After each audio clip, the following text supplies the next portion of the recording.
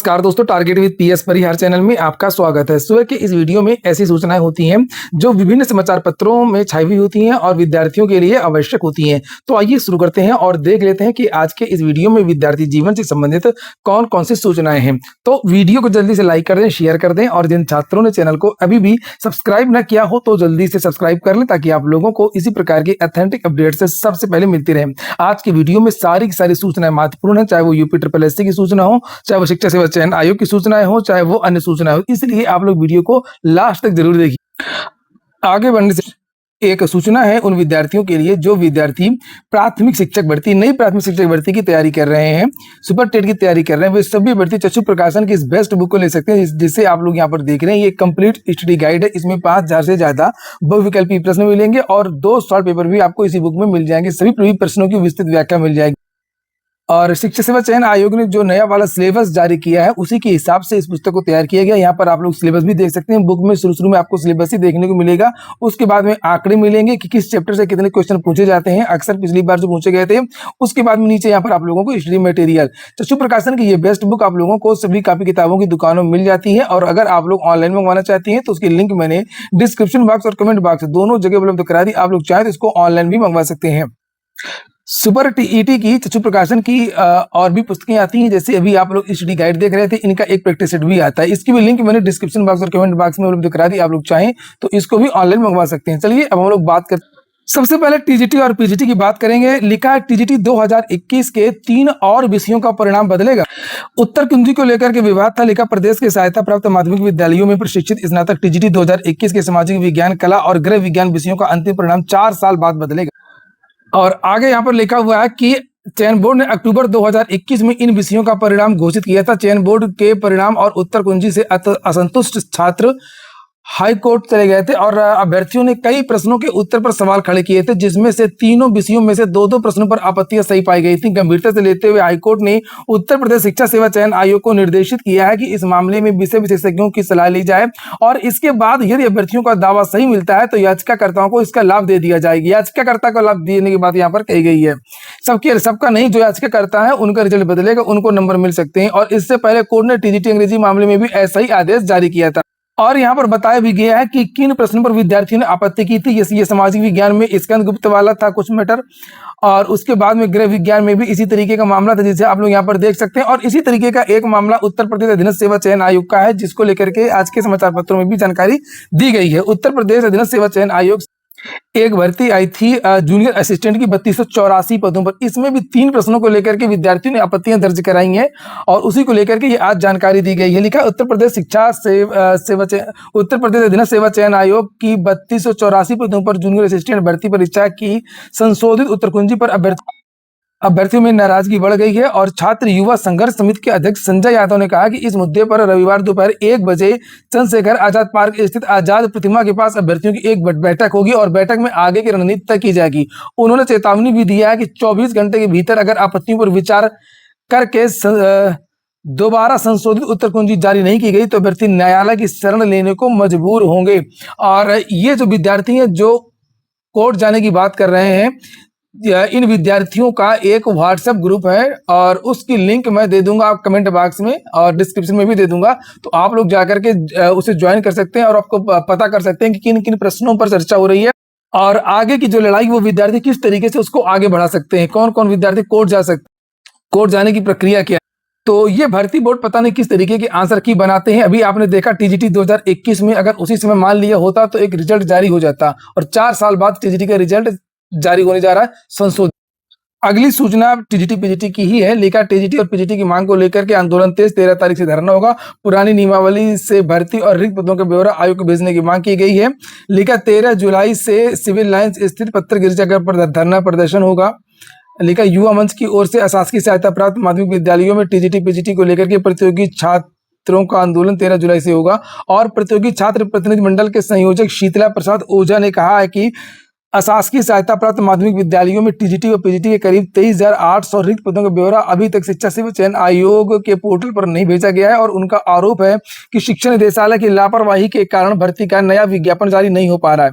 सही बात है, विज्ञापन जारी नहीं हो रहा, अभी तक अधियाचन नहीं आया, केवल अखबारों में भर्तियां आ रही हैं और उन्होंने मांग की है कि अगस्त के प्रथम सप्ताह तक अगर टीजीटी, पीजीटी और सहायक प्रोफेसर, प्रधानाचार्य, प्रधानाध्यापकों के पदों का विज्ञापन जारी किया जाए। और मीडिया प्रभारी विशाल सिंह ने कहा कि अधिकारियों की उदासीनता के कारण प्रतियोगियों को आर्थिक और मानसिक परेशानियों का सामना करना पड़ रहा है। प्रतिनिधिमंडल ने चेतावनी दी है कि यदि 10 दिन के भीतर रिक्त पदों का डाटा आयोग को नहीं भेजा गया तो लखनऊ में माध्यमिक शिक्षा मंत्री गुलाब देवी और उच्च शिक्षा मंत्री योगेंद्र उपाध्याय के आवास का घेराव किया जाएगा। युवा मंच के प्रदेश अध्यक्ष अनिल सिंह ने कहा कि आंदोलन पूरी तरीके से लोकतांत्रिक और संवैधानिक दायरे में संचालित किया जाएगा। तो नई भर्ती की मांग तेज हो गई है। इसको लेकर के अन्य समाचार पत्रों में भी जानकारी दी गई है कि पीजीटी भर्ती की मांग को लेकर के आंदोलन तेज, 13 से धरने का ऐलान किया गया है, 13 तारीख से। और वहीं ये जागरण समाचार पत्र है, इसमें भी देखिए लिखा हुआ है कि नई नियमावली से टीजीटी पीजीटी भर्ती के विरोध में कल से फिर आंदोलन। युवा मंच के प्रदेश अध्यक्ष अनिल सिंह ने कहा कि नई नियमावली लागू किए जाने के प्रस्ताव से लाखों भर्तियों के रोजगार के अवसर प्रभावित होंगे और यदि नए प्राविधान वर्तमान भर्ती पर लागू किए गए तो 5 लाख से ज्यादा प्रतियोगी आवेदन के अवसर वंचित हो जाएंगे। तो ये धरना प्रदर्शन यहाँ पर और ये तो पहले से भी चल रहा था, बीच में बंद कर दिया गया था। इसके बाद में और भी बातें की गई हैं, जैसे कंप्यूटर शिक्षकों की भर्ती की बात की गई है और लिखा है कि कार्य इसमें आगे 18 तक अनवरत धरने के बाद 19 तारीख को भूख हड़ताल और 20 जुलाई को प्रयागराज से लखनऊ के लिए पैदल मार्च शुरू किया जाएगा। 31 जुलाई को लखनऊ पहुंच करके विधानसभा का घेराव किया जाएगा। ये विद्यार्थी मांग कर रहे हैं नई टीजीटी पीजीटी नई नियमावली को लेकर के। और वहीं पर शिक्षा सेवा चयन आयोग ने एक बहुत ही बड़ा फैसला लिया है, बहुत ही बड़ा बदलाव किया है अपनी भर्तियों में। आप लोग इसे गौर से देखिए और सभी लोग इसका विरोध करें, क्योंकि उत्तर प्रदेश में जितने भर्ती बोर्ड हैं केवल एकमात्र यही भर्ती बोर्ड था जो प्रतीक्षा सूची जहां पर चालू थी, जहां पर आ रही थी। बाकी तो सब भर्ती बोर्ड ने प्रतीक्षा सूची देना बंद ही कर दिया है और उन्हीं का अनुसरण शिक्षा सेवा चयन आयोग भी अब करेगा। लिखा है कि शिक्षा सेवा चयन आयोग की शिक्षक भर्तियों में अवशेष पैनल की व्यवस्था खत्म। अवशेष पैनल मतलब 25% तक की वेटिंग लिस्ट जारी हुआ करती थी। जो विद्यार्थी ज्वाइन नहीं किया करते थे उनकी जगह नए विद्यार्थियों को मौका दिया जाता था, तो बहुत सारे बेरोजगारों का फायदा हो जाता था। लेकिन अब ये चीजें नहीं हो पाएंगी। लिखा है अशासकीय सहायता प्राप्त एडेड माध्यमिक विद्यालयों में पहली बार उत्तर प्रदेश शिक्षा सेवा चयन आयोग ये कराएगा और इसके पहले माध्यमिक के लिए शिक्षक भर्ती परीक्षा उत्तर प्रदेश माध्यमिक शिक्षा सेवा चयन बोर्ड और एडेड महाविद्यालयों के लिए उत्तर प्रदेश उच्चतर शिक्षा सेवा चयन आयोग करवाता था। दोनों संस्थान अंतिम चयन परिणाम के साथ पद के सापेक्ष 10 से लेकर के 25% तक अवशेष पैनल हर भर्ती में जारी करते थे। ऐसे में मूल चयन सूची कि जितने अभ्यर्थी कार्यभार ग्रहण नहीं करते थे उन रिक्त स्थानों पर अवशेष पैनल से अभ्यर्थियों को नियुक्ति दी जाती थी। इससे भर्ती प्रक्रिया पूरा होने में समय लगता था। क्या समय लगता था? कुछ नहीं लगता था, वो होता रहता था। नई भर्ती में रोक थोड़ी रहती थी। अब शिक्षा सेवा चयन आयोग ने नई भर्तियों में अवशेष पैनल जारी नहीं करेगा और वर्ष 1 साल के अंदर भर्ती को पूरी कर देगा। फिर दूसरा विज्ञापन जारी होगा और जो विद्यार्थी ज्वाइन नहीं करेंगे, इनका कहने का मतलब वो पद हम अगली भर्ती में जोड़ देंगे। आगे लिखा शिक्षा सेवा चयन आयोग ने नियमावली में ये व्यवस्था की है कि आयोग को एडेड महाविद्यालयों के लिए प्राचार्य के 111 और असिस्टेंट प्रोफेसर के 2107 पदों की रिक्तियों का विवरण मिल चुका है। ये अधियाचन आ चुका है, इसका विज्ञापन निकालेगा। और इसी तरीके से एडेड माध्यमिक के प्रधानाचार्य के 1475 और प्रधानाध्यापक के 1172 पदों पर भर्ती के लिए पोर्टल पर अधियाचन प्राप्त हो चुका है। तो जो प्रधानाध्यापक भर्ती है, प्रधानाचार्य भर्ती है, इसका भी अधियाचन आ गया, इसका भी विज्ञापन निकलने वाला है। इसके अलावा टीजीटी पीजीटी का मामला अभी चल रहा है। लिखा है इसका ऑफलाइन अधियाचन तो आ चुका है, लेकिन अभी ऑनलाइन अधियाचन आना शेष है। लिए देखिए लिखा है पदों की भर्ती के लिए शिक्षा निदेशालय की ओर से जल्द ऑनलाइन अधियाचन आयोग को भेजा जाएगा और शिक्षा निदेशालय इन दोनों संवर्गों में करीब 20,000 टीजीटी पीजीटी की बात हो रही है का अधियाचन जनपदों से मंगाने के बाद परीक्षण करके अनुमति के लिए माध्यमिक शिक्षा निदेशक को भेजा गया। जो आप लोग 23,800 सुना करते हैं उसमें टीजीटी पीजीटी और ये जो ऊपर लिखा है ना प्रधानाचार्य प्रधानाध्यापक भर्ती, ये जोड़ करके चर्चा होती है। 1172 पद ये हो गए हैं और लगभग 1475 ये हो गए, तो लगभग 2500-2600 पद ये जुड़ जाते हैं। तभी ये लोग क्या करते हैं कि 23,800। तो टीजीटी पीजीटी के जो पद हैं वो केवल इतने हैं, 16,000 और 4,3700 के आसपास आपका पीजीटी है और 16,100 के आसपास टीजीटी है, लेकिन फिर भी ये बहुत ज्यादा पद है। तो इसमें लिखा हुआ है कि जनपदों से मंगाने के बाद परीक्षण करके अनुमति के लिए माध्यमिक शिक्षा निदेशक को भेजा। इस तरह आयोग इन पदों पर नई नियमावली की तहत भर्ती कराएगा। आयोग ने ये स्पष्ट कर दिया है कि नई नियमावली लागू होगी। समाचार पत्र के माध्यम से ये जानकारी दी गई है और इसीलिए विद्यार्थी विद्यार्थियों ने अपना आंदोलन तेज कर दिया पुरानी नियमावली को लेकर के। आगे लिखा, इस तरह आयोग इन पदों पर नई नियमावली तक भर्ती कराएगा और नई नियमावली में अवशेष पैनल जारी करने की व्यवस्था खत्म कर दी गई है। उत्तर प्रदेश लोक सेवा आयोग भी ऐसा ही करता है और इस तरह मूल चयन सूची के चयनित विद्यार्थियों द्वारा किन्हीं कारणों से कार्यभार ग्रहण न करने से रिक्त हुए पद को अगली भर्ती के लिए अग्रसारित कर दिया जाएगा। तो इनका यह कहना है कि जैसे मान लीजिए 20,000 पदों पर भर्ती आई और 18,000 विद्यार्थियों ने ज्वाइन किया, 2,000 पद बच गए, तो इन पदों को आगे बढ़ा दिया जाएगा, अगली वैकेंसी में जोड़ दिया जाएगा। पहले क्या होता था कि 20,000 का रिजल्ट जारी किया, अगर इसमें से कोई विद्यार्थी ज्वाइन नहीं किया तो एक और सूची इस तरीके से करते रहते थे जब तक ये पूरा 20,000 नहीं हो जाता था और अधिकतम ये 25% तक था। अगली जो सूचना है वो नई शिक्षक भर्ती को लेकर के है। नई शिक्षक भर्ती के लिए बेरोजगार लामबंद हो गए हैं और विद्यार्थियों की मांग है कि नगर क्षेत्र की वैकेंसी और ग्रामीण क्षेत्र की वैकेंसी एक साल है। 8 साल से ग्रामीण क्षेत्र में वैकेंसी नहीं आई है।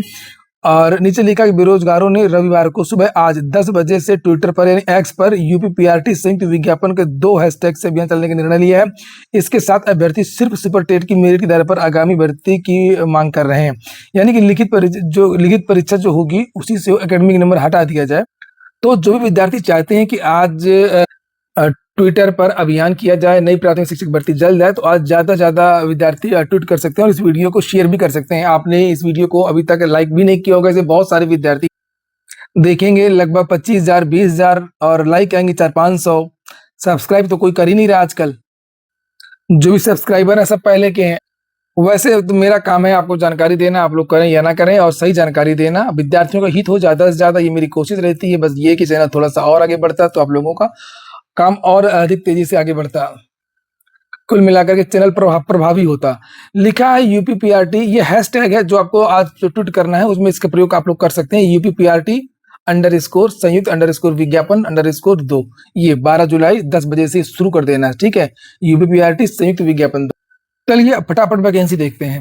रोजगार मेला 14 तारीख को है प्रयागराज में, 3,000 पदों पर भर्ती होगी। लिखा, उत्तर प्रदेश कौशल विकास मिशन की ओर से विश्व युवा कौशल दिवस के अवसर पर 14 जुलाई को गायत्री महाविद्यालय मवैया नैनी में सुबह 9 बजे से रोजगार मेला लगेगा। निजी क्षेत्र की 20 से अधिक कंपनियां करीब 3,000 रिक्त पदों पर भर्तियां करेंगी। प्रदेश के सभी माध्यमिक विद्यालयों में अब तैनात किए जाएंगे 822 कैरियर काउंसिल। 25 रुपए का महीना, 25,000 रुपए महीने मिलेगा इनको। और लिखा है, छात्रों को दिखाएंगे कैरियर की राह, मानसिक स्वास्थ्य की जानकारी देंगे। अच्छी पहल है और इसी तरीके की और ज्यादा पहल करना चाहिए, खासतौर से इसका फायदा ग्रामीण क्षेत्रों में।